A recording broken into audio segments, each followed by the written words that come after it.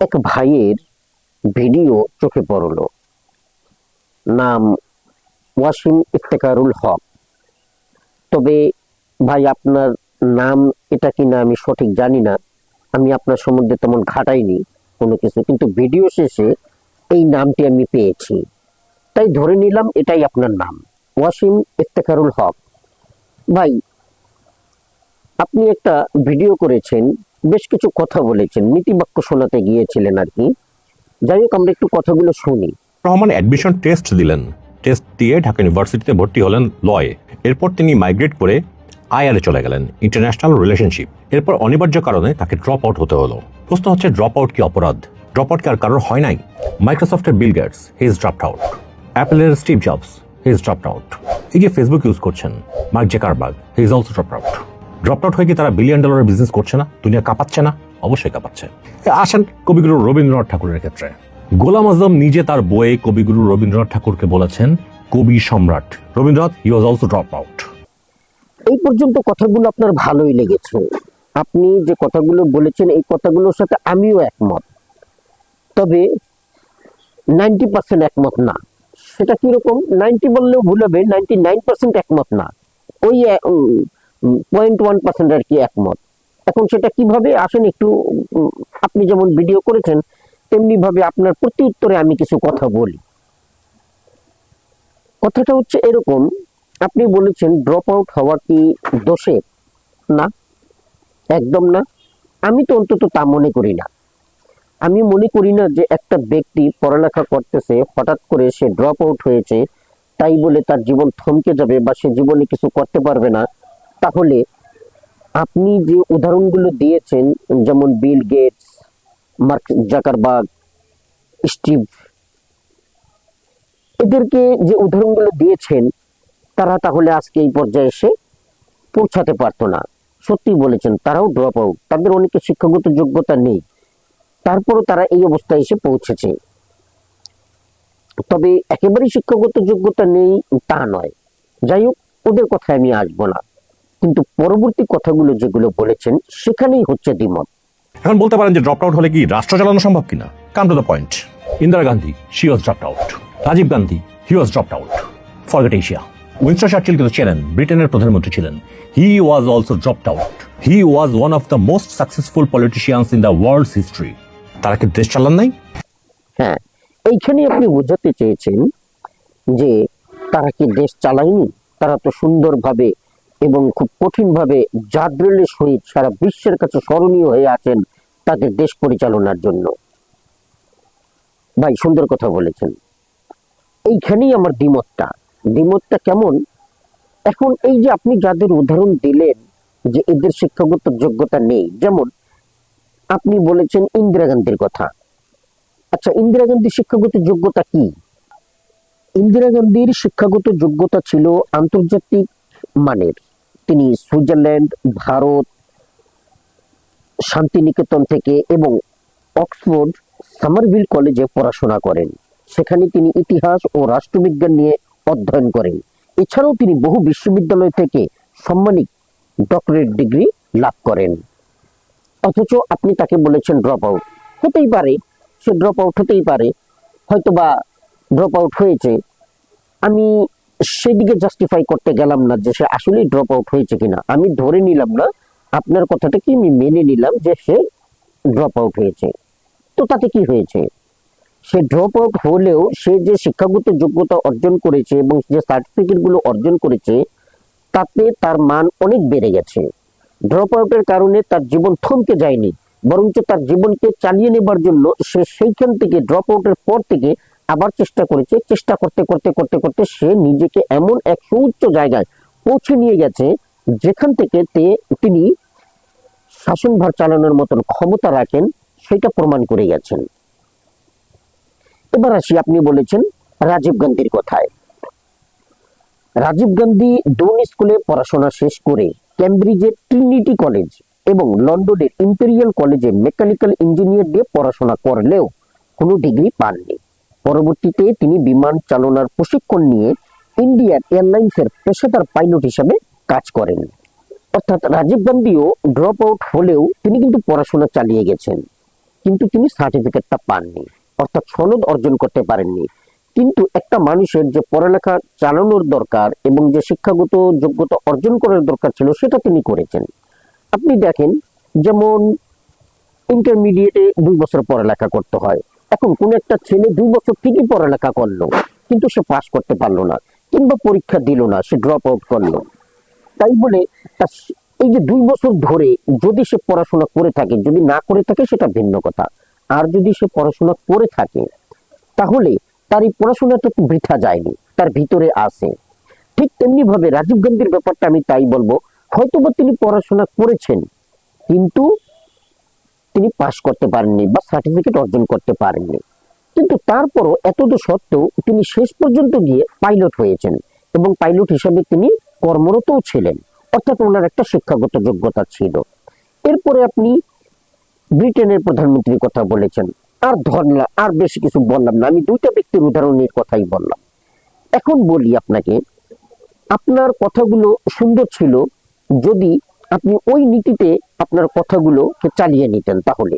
কিন্তু কথার মাঝখানে, অর্থাৎ এই পর্যায়ের পরে আপনি চলে গেছেন কোনো এক ব্যক্তির সাপোর্টে, তাকে সঠিক দেখানোর জন্য, তার ভুলগুলোকেও সঠিক দেখানোর জন্য, এবং তিনি যে একজন পারফেক্ট ব্যক্তি বা দেশ পরিচালনার জন্য তিনি যে সর্বদিক থেকে উত্তম, সেইটা বোঝানোর জন্য আপনি অনেকটা তোষামোদী করে ফেলেছেন। বা আবার যদি অন্য ভাষায় বলতে যাই, যে বিসিবি নাজমুল হক যেমন তামিমকে যে ভাষায় বলেছিলেন, সেরকম ভাষার কথাও বলা যায় আপনাকে নিয়ে, কিন্তু আমি সেই ভাষাটা ইউজ করব না। এখন আসি আপনার এই কথায়, আপনার এই কথা ধরেই আমি এগোচ্ছি, যে আপনি যে কথাটা বললেন যে ওনারা পড়ালেখা না করেও বা ড্রপ আউট হয়েও, পড়ালেখা না করে না, সরি, আপনি বলেছেন ড্রপ আউট করেও তারা কি দেশ চালায়নি? হ্যাঁ ভাই, তারা তো ড্রপ আউট করলেও তারা শিক্ষাগত যোগ্যতা অর্জন করেছেন এবং তারপরে তারা দেশ চালিয়েছেন। এটা এমন একটা পেশা, যে পেশায় আপনাকে পৃথিবীর মান্যগণ্য ব্যক্তিদের সাথে মিশতে হবে, কথা বলতে হবে, দেশের এলিট পার্সন, শিক্ষিত পার্সন যারা আছে তাদের সাথে বসে কথা বলতে হবে, ইংরেজিতে টক টু টক কথা বলতে হবে। এবং শুধু ইংরেজি নয়, শুধু ইংরেজি বললে ভুল হবে, তাদের সাথে আপনি আপনার নিজের ভাষায় কথা বলুন, তাতেও সমস্যা নেই, কিন্তু সেই পার্সোনালিটি নিয়ে তাদের সাথে সেইভাবে সক্ষমতার সহিত কথা বলে যেতে হবে এবং বিশ্ব নেতৃত্বের পর্যায়ে নিজেকে তুলে ধরতে হবে। এখন আপনি বলেন, আপনি যার জন্য এত কিছু বললেন, তার মধ্যে কি আসলে এই কোয়ালিফিকেশন আছে? আপনি তাকে বললেন এক পর্যায়ে। আরেকটা জিনিস খেয়াল করেন, তারেক রহমান যেভাবে দেশে আসলেন এবং এরপরে উনি নির্বাচন কমিশনে যে ওনার এনআইডি কার্ড করলেন, জাস্ট একদিনের ব্যবধান না। উনি কি চাইলে পারতেন না ওনার এডুকেশনের জায়গাতে গ্র্যাজুয়েট লিখে দিতে? উনি ছিলেন এতদিন লন্ডনে, উনি চাইলে একটা ডিগ্রি পারচেজ করে দিতে পারতেন রে ভাই।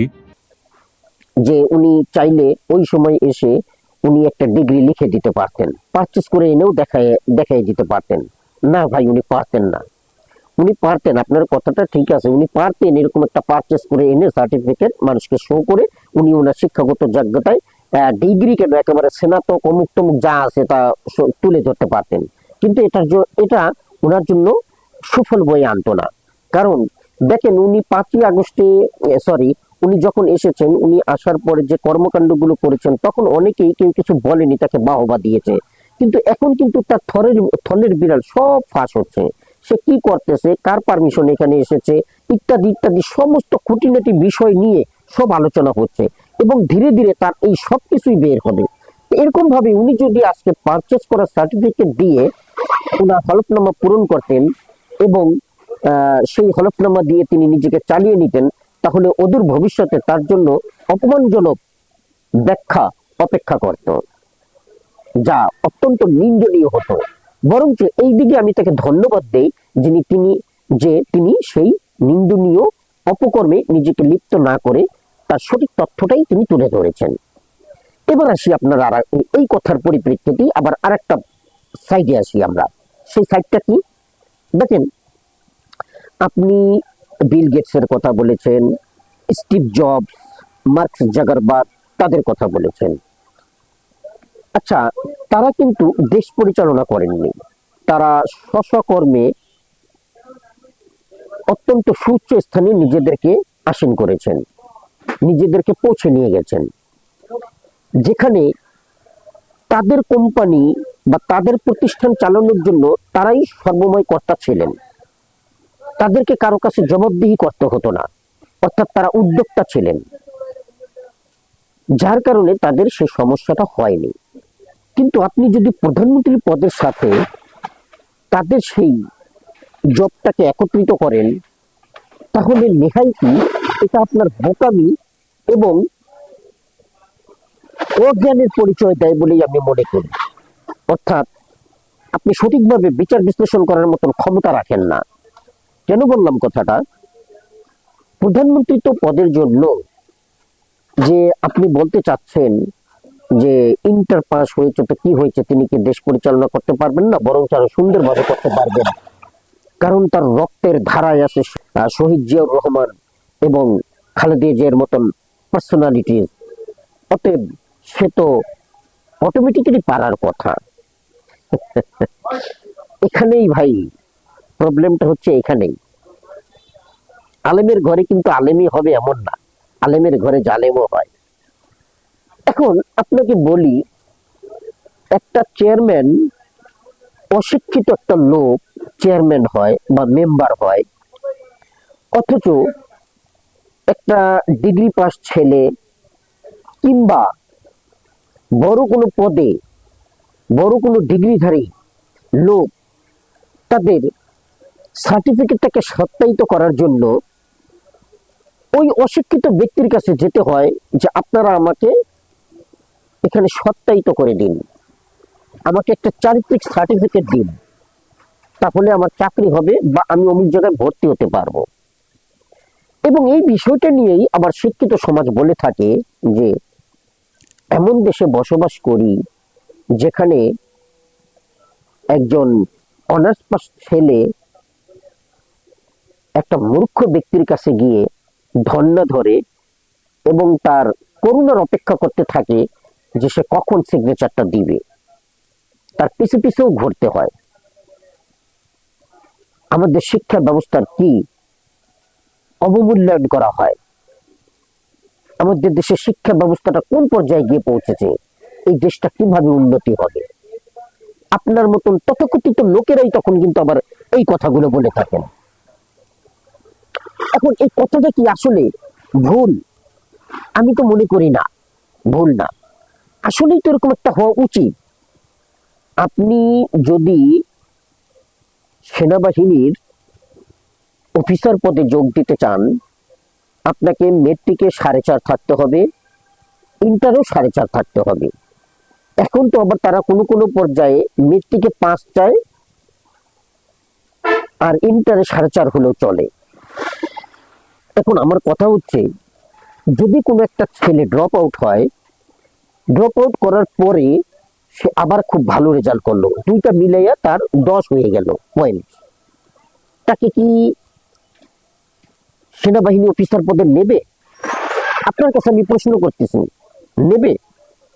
কোন একটা ছেলে খুব ভালো রেজাল্ট করলো, ভালো রেজাল্ট করার পরে সে ডাক্তারিতে ভর্তি হওয়ার জন্য গেল, কিন্তু তার ড্রপ আউট আছে, তাকে কি ডাক্তারিতে ভর্তি হওয়ার মতন সুযোগ করে দেবে? সে কি সেই সুযোগটা পাবে? প্রতিযোগিতার বাজারে সে কি সেই সুযোগটা পাবে? তাহলে আপনি যদি এইখানে বিভেদ তৈরি করতে পারেন, সামান্য একটা চাকরির জন্য, একটা চাকরির জন্য কিংবা একটা পড়ালেখার জন্য আপনি যদি এই বিভেদ তৈরি করতে পারেন যে এই শিক্ষাগত যোগ্যতা ছাড়া এইখানে ভর্তি হওয়া যাবে না, বুয়েটে ভর্তি হওয়া যাবে না, তাহলে প্রধানমন্ত্রীর মতন একটা পদ, যেখানে গিয়ে তিনি এলিট পার্সনদের সাথে কথা বলবেন, শিক্ষিত লোকের সাথে কথা বলতে হবে, তাদের সাথে পার্সোনালিটি নিয়ে এগোতে হবে, দেশ পরিচালনা করতে হবে, সেই ক্ষেত্রে আপনি তাকে ইন্টার পাস দিয়েই চালাতে চাচ্ছেন, তাহলে আপনার জ্ঞানের পরিধি কতটুকু এবং আপনি কতটুকু সুষ্ঠু ধারা চিন্তা ভাবনা করতে পারেন, সেটা নিয়ে কি চিন্তা ভাবনার অবকাশ আছে না? একবার নিজেই ভেবে দেখুন না, আছে কিনা। হ্যাঁ, আপনি বাকি যে কথাগুলো বলেছেন, প্রথম জোট তো হচ্ছে আমাদের চরমনের সাথে। তো আমেরিকান এমবেসিতে আমি গেলাম, বললো যে তোমরা তো মৌলবাদীদের সাথে আসো, এটা কেমন কথা? আমি বলছি এটা কোনো অসুবিধা নেই। তাদের ভিতরে যে কিছুটা এক্সট্রিমিজম আছে, আমরা ওদেরকে ওইখান থেকে দূরে আনতেছি। ওরা তাই ঠিক আছে। জি, আপনার এই কথাগুলোই আমি বলতেছি। এই কথাগুলো আপনি তুলে ধরতেন, আমি খুব পছন্দ করতাম। তাহের সাহেবের কথা আপনি বলেছেন, হ্যাঁ এটা একটা অন্যায় করেছে। এই কথাটা তিনি বলেছেন, এই কথাটা নিতান্তই অন্যায়। এটা কোনোভাবেই বলা ঠিক হয়নি এবং এই নীতিতে অগ্রসর হওয়াও যাবে না। এই নীতিটাকে আমি সমর্থন করি না। কিন্তু আপনি বললেন কোন একটা নারী ক্যান্ডিডেট তারা দেয়নি। আমি যতদূর জানি জামায়াত ইসলাম নারী ক্যান্ডিডেট দেওয়ার জন্য বহু চেষ্টা তারা করেছে, কিন্তু সেই ধরনের যোগ্য কোন নেত্রী তারা পায়নি বলেই তারা ক্যান্ডিডেট দাঁড় করাতে পারেনি। আপনি যদি মনে করেন যে আপনার বোন খুব ভালো ক্যান্ডিডেট এবং তিনি খুব ভালো পারফরমেন্স করবেন, তাহলে জামাতের নিয়ম অনুযায়ী, জামাতের গঠনতন্ত্র অনুযায়ী সেখানে ঢুকে, অর্থাৎ জামায়াতে রাজনীতি করে তাকে বলেন না নির্বাচন করার জন্য, দেখেন আপনাকে জামায়াত বাধা দেয় কিনা। তাই এই ধরনের কথা বলবেন না। একদিকে আপনারা সমাজকে শুধরাতে চাইবেন, অর্থাৎ নারী পুরুষের সমান অধিকার চাইবেন, আবার নারী যদি যোগ্য না হয় তারপরও তাকে সেই পদে বহাল করতে চাইবেন। তাহলে এটা কি বৈষম্য হলো না? এই ধরনের বৈষম্য কেন করেন? আমার কথা হচ্ছে, নারী পুরুষ যদি সমানই হবে, নারী পুরুষের সমান যদি অধিকার থাকবে, নারী যদি এতই তাদের হেডাম থাকে, তারা যদি এতই ভালো পারফরমেন্স করে থাকে, এতই যোগ্য ব্যক্তি হয়ে থাকে, তবে তারা নিজের যোগ্যতা অনুযায়ী আসুক না। তাদের জন্য কোটার কেন দরকার হবে যে আমাদেরকে 100 আসন দিতে হবে, আমাদের জন্য এই 100 আসন পার্সোনালি শুধু মহিলাদের জন্যই রাখতে হবে? কেন ভাই এইভাবে কেন বিভেদ করতেছেন নিজেদের মাঝে? নিজেদেরকে বিভেদ করে, এইভাবে বিভেদ করে তো নিজেদেরকেই ছোট করতেছেন নারীরা। যাই হোক, ওদিকে আর যাবো না। আপনার কথাগুলো যে অন্যদিকে চলে গেছে, অন্য পর্যায়ে চলে গেছে, সেই কথাটা বোঝানোর জন্যই আমার উত্তর দেওয়ার জন্য এই ভিডিওটা। আশা করি আপনি বুঝতে পারবেন যে আপনার ভুলটা কোথায় এবং আপনি কি বলেছেন। এই ধরনের নীতিকে পরিহার করুন, যেটা সত্য সেটাই বলুন। উনি নেতা হওয়ার যোগ্য হলে নেতা হবেন, তাতে কোনো সমস্যা নেই। কিন্তু আপনি যে বললেন যে কিন্ডারগার্টেন ব্যক্তিদেরকে দিয়ে অধ্যাপক এই বলে প্রচার করছে জামাতে ইসলাম, কই ভাই, এত এত লোকের ছবি দিয়ে আপনি প্রচার করলেন, তাদের শিক্ষাগত যোগ্যতা নেই, আর কিন্ডারগার্টেনের অধ্যাপক হিসেবে দিয়েছে, এই ছবিটা কেন প্রচার করলেন না? কোন ব্যক্তিকে এরকম ভাবে কিন্ডারগার্টেনের অধ্যাপক বলে তারা প্রচার করেছে, এই জিনিসটা আপনি প্রচার করলেন না কেন? তার ছবিটা দিলেন না কেন? এখানেই আপনার ভিতরে যে গরমিল আছে, আপনি যে কোনো একটা পক্ষের হয়ে কাজ করতেছেন, এগুলো হচ্ছে তার প্রমাণ। আরে ভাই, আপনি বলেছেন ইসলামী ব্যাংকের ক্যাশিয়ারকে দিয়ে অর্থমন্ত্রীর কাজ করাবেন বা অর্থ সংক্রান্ত ফিনান্সিয়াল কাজ করাবেন, তবুও তো তার অভিজ্ঞতা আছে, সে ক্যাশিয়ার চালাইছে, কোনো না কোনো ভাবে সে হয়তো বা চালাতে পারবে। কিন্তু আপনি যার জন্য বলতেছেন, তার এমন কি অভিজ্ঞতা আছে যে সে দেশ চালাবে বলেন? সে কোনটা দিয়ে তার, সে তো কখনো মন্ত্রীও হয়নি, কোনো একটা মেম্বার পর্যন্ত হয়নি, সে তার এই ক্যারিয়ারেই সেটা নাই। কোন যোগ্যতায় সে আজকে প্রধানমন্ত্রী পদে দাঁড়িয়েছে? ওই আমতারেক একটা কথা বলেছে যে আজকে এনসিপির ছেলেপেলেরা, তারা বিশেষ করে নাসিরউদ্দিন পাটোয়ারিকে নিয়ে তারা বলেছে যে মানুষ আগে নির্বাচন করতে হলে মেম্বার পদে দাঁড়াতে হয়, তারপরে চেয়ারম্যানই করতে হয়, তারপরে এমপি করতে হয়, তারপরে মন্ত্রিত্ব করতে হয়। আর এইগুলো না করে যারা ডাইরেক্ট সরাসরি এমপি বা মন্ত্রী হতে চায়, তার মানে তারা হচ্ছে আঙ্গুল ফুলে কলা গাছ হতে চায়, এবং এটা শুভ লক্ষণ নয়। এটা আমতারেক বলেছে। তো ওর মতন মানে অজ্ঞানী এবং ওর মতন একটা অপদার্থের মতন ছেলে এই ধরনের কথা বলবে, এটাই স্বাভাবিক, কারণ ও সেই ধরনের নীতি নিয়েই চলে। এখন আপনিও সেই পর্যায়ে চলে গেলেন কেন?